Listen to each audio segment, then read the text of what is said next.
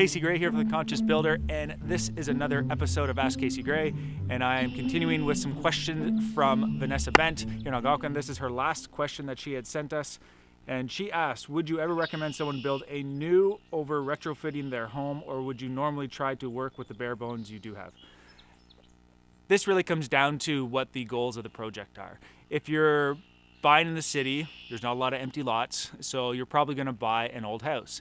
And if that old house is in a location that you really love, well, then that's going to be our starting point, right? You're going to start with that old house on that lot in the city. To retrofit it depends on what your ultimate goals are. If you're going to gut it all and redo it, then it might make sense to rebuild. However, if you have good bones and you can work with what's there and it's going to be cost effective, then maybe that makes the most sense.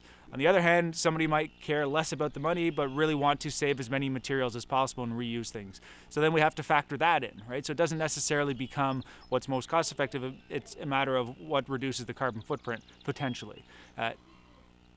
When we get into like stone homes or brick homes, usually we're going to try and keep those.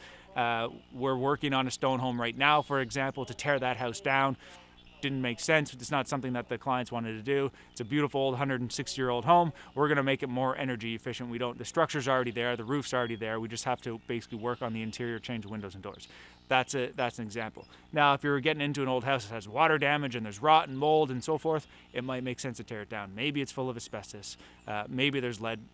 Who knows, right? So it's really a case-by-case basis. It really depends on, one, what the project is, and two, what the clients really want and what their top priorities are.